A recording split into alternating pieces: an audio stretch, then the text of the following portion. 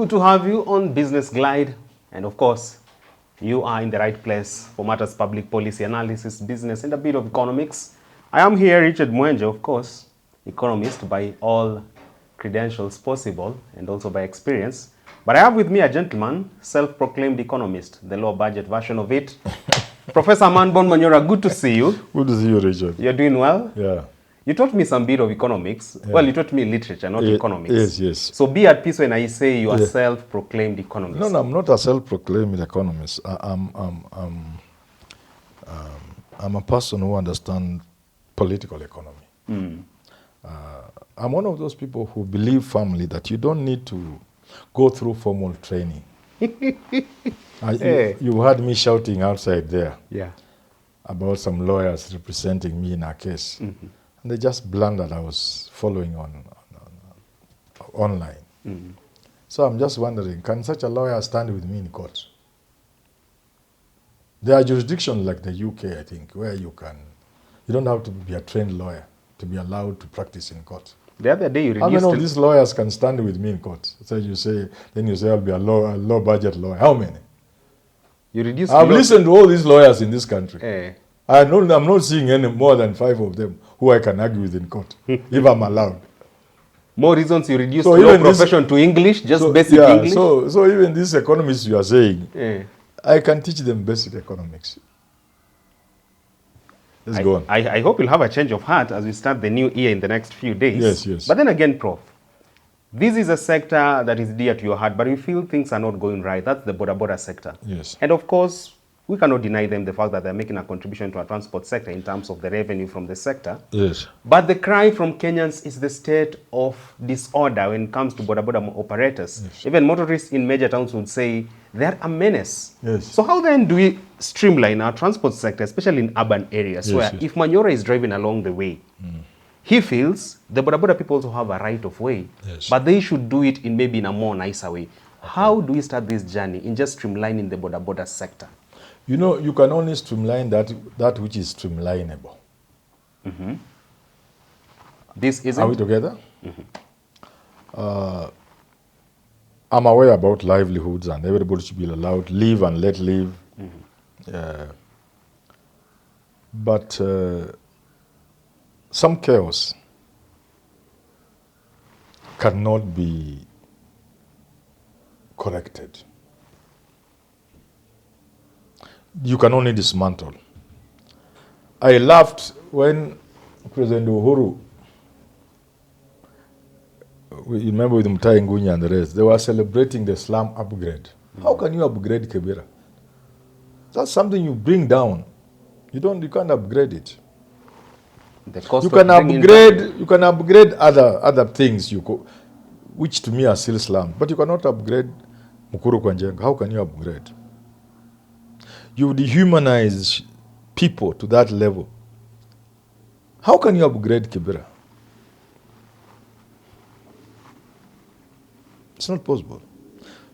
Likewise, you can't bring sanity to the Boda sector. You can't bring sanity to the Boda sector? No. But then again... Listen. Okay, but ask. No worries. Well, this is a sector you're talking about, you cannot bring sanity to it. However, the president... It is incurably bad. How did we get here then? You know, a first cousin of mine called Nicholas, he bought a motorcycle many years ago. When he bought this motorcycle, it was to take his children to school. You know, there's a craze in the village. People who have some small jobs, teachers and especially secondary school teachers and wale wanajisikia huko nyumbani. They take their school children to academies. The so-called academy. Luombei Academy. Their own version, Premier Academy. Their own version of Hillcrest and the rest. And Brookside and whatever, this big Braban, whatever, But after a year or two, it began to do Boda business. Somehow. Before then, what was happening was Boda. In Busia especially. Copied from Uganda, which was people using bus costs to ferry people. That's what the Boda means. Now my cousin's motorcycle joined the piki people. Eh. Around that time, the thing began like a joke. You could see a motorcycle here, one there. Eh? Eh? Eh? And I said something. I think not once, not twice. On a number of occasions, on national television. Those days I used to go, was it?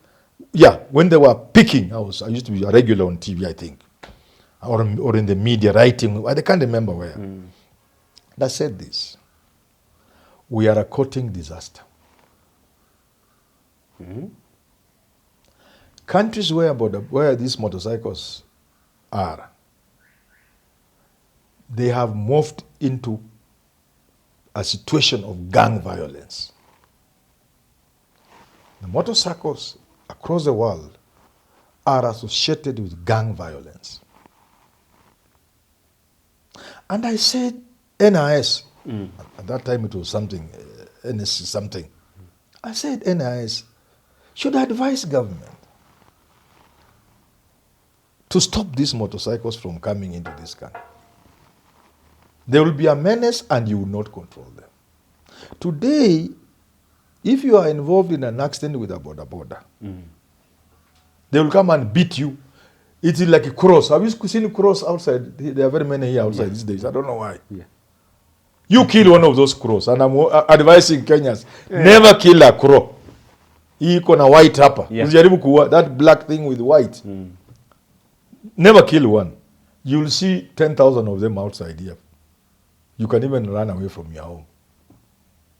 They descend on you. Not on you. They just come to mourn. You'll be sent into panic. You'll fear. Every tree will have them in your compound. Everywhere they will be there in the skies. Those are crows for you with the white here. Yeah. I'm advising Kenyans, never kill one near your home. But the borders behave the same. You get involved with an accident, one of them, in 2 minutes, 100 of them will be there. Baying for your blood. They will not even ask who was in the wrong. They burn your car, they'll beat you up if possible. Now, this was predictable in terms of disorder. So we have a situation where we are saying we want to be Singapore. Okay, let us dream, let us be Singapore. Where mikokoteni are in the middle of the road, on the highway.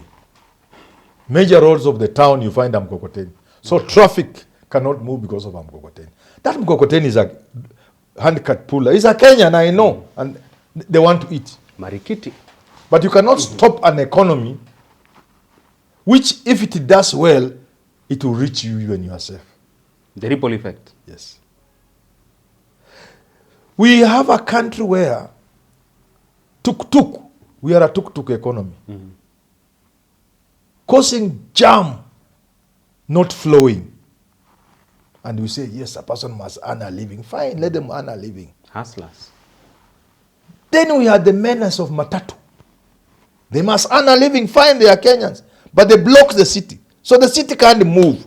The city becomes clogged, traffic jam, and dirty.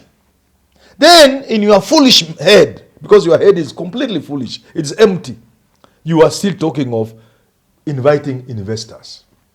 Which investor will come to a town that doesn't move? How? An investor ticks boxes.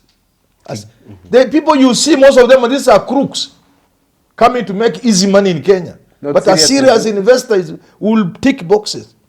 If I am sick, do we have a hospital in Kenya? Yes, there's Nairobi Hospital.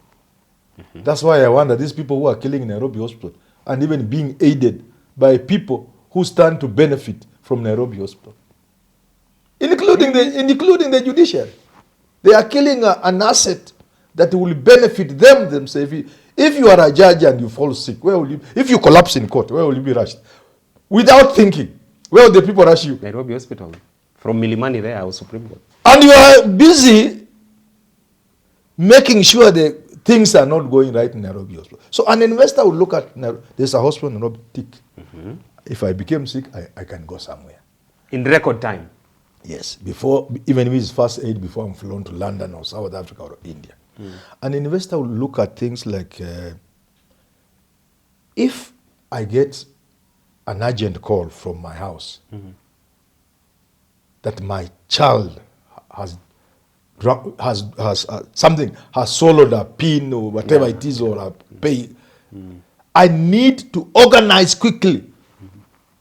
Emergency response. Emergency response, either to send a doctor or to have them go to Nairobi hospital. The child will die because of the traffic jam. We are stupid people. No serious investor will come to a city like Nairobi. We have to make the city clean. We have to make the city motorable. The streets safe. Somebody looks at safety. Yeah. Am I safe in Nairobi? Can I have a hospital?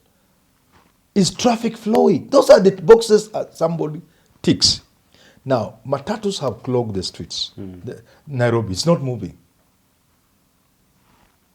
There was even a law or a regulation say, let us have high capacity vehicles. Yeah. I appeared on a show on KTN with, I think, Mutai, one of these matatu owners. I think it was, I told him, look here, shauri yenyu. Uber ilikuwa imeanza kuingia. Nikaambia taxi owners, instead of fighting Uber, ingieni mushikane, you come up with your apps to rival Uber. They didn't listen. They have been exploited all these years. I told Kimutai, now that you are all of you in circles, you cannot run a matatu in Nairobi unless you belong to a circle. Why can these circles get high capacity vehicles? Like in Dar es Salaam. 60, 70 passengers. 54 seated passengers. Tutoe matatu kwa Nairobi. Then Nairobi is flowing. But as we are removing matatus, the people who are bringing those new buses is not under the scheme like which Uhuru Kenyatta was doing. Mabwenyenye ndio walikuwa wanaleta hizo mabasi. Mimi nataka watu wa matatu wenyewe, because they are already organized in circles. Mimi nataka hao watu wenyewe wanunue these high capacity vehicles. The real owners. Wale wa chini. So, to go back to your motorcycle, they are clogging the city, making the city unsafe because of crime. Chalombobu, the lawyer. They are a law unto themselves. Chances of being hit by a vehicle in Nairobi when you are crossing the street is near to zero. The person to hit you is a boda. Flouting traffic rules? Look at safety of Kenyans, not just from crime. Look at the accidents. There are hospitals which have set aside wards for boda victim on the roads, accidents. Only a foolish person will do that. So you cannot rectify that sector. The thinking must be how to systematically phase out the borders.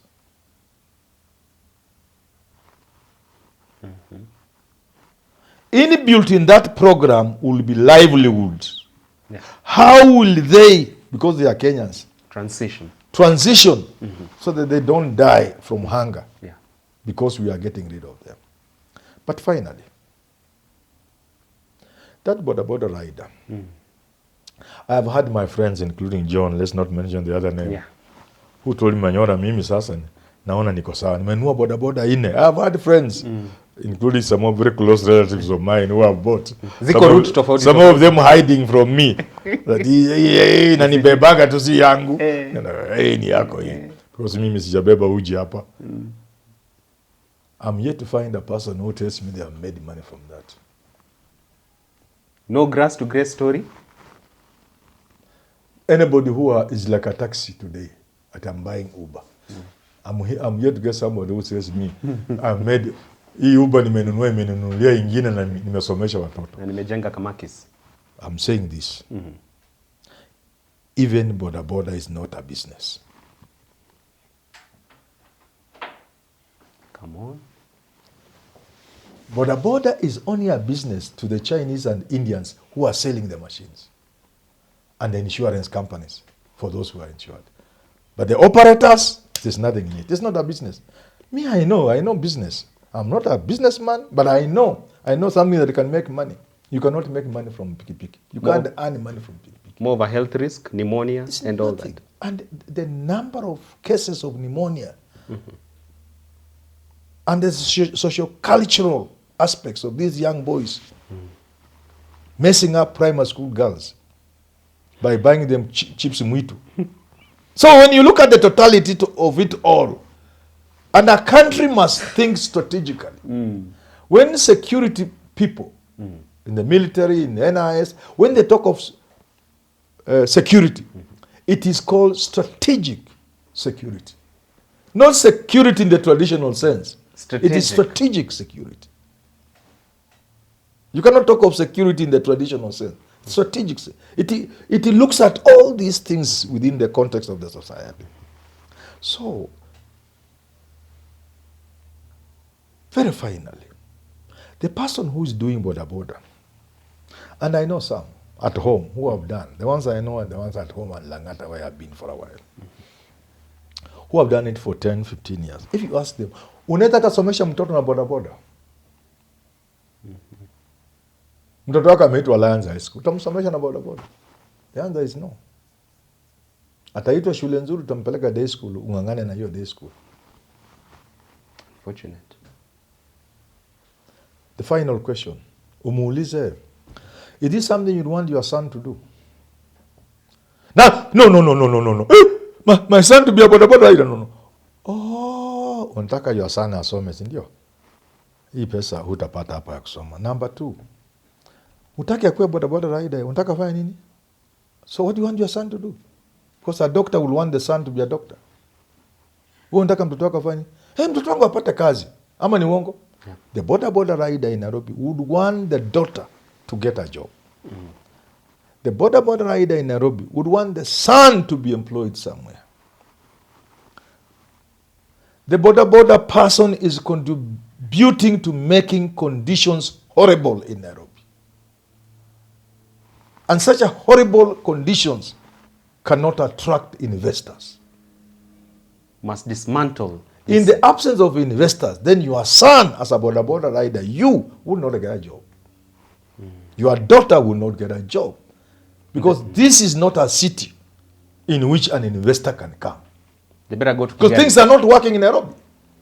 Then how do you want your daughter to get a job in a city that doesn't work? And you are a part of the problem. But you are pursuing food. We know that.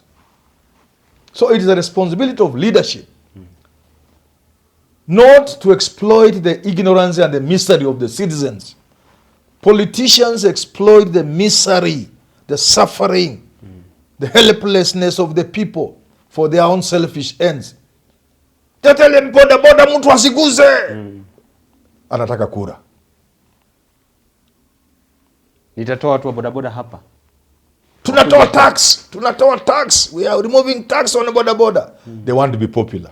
Then Nairobi is clogged, it's not moving. Those boda people cannot earn a living to take their children to school. And the few that they take to school can't get a job because the city is rotten. Fundamental questions raised by Professor Herman Manyora. Of course, there's need for us to stop this superficial engagement when it comes to matters Kenya's boda sector. We get to this again tomorrow evening, but before I leave, how about we rope in our fan of the week? It is none other than Veronica Wanjiro, watching us from Kamakis. From Kamaki. Kamaki on Ruiru. Bypass. Yeah. Kamaki, very famous place. You say she is? Veronica Wanjiro. Veronica Wanjiro. Eh. Oh, thank you, Mono Veronica. Modo Anyoba. Modo Anyoba. All right. Up next on your screen is the Business Glide African Proverb of the Day. Continue enjoying your holiday.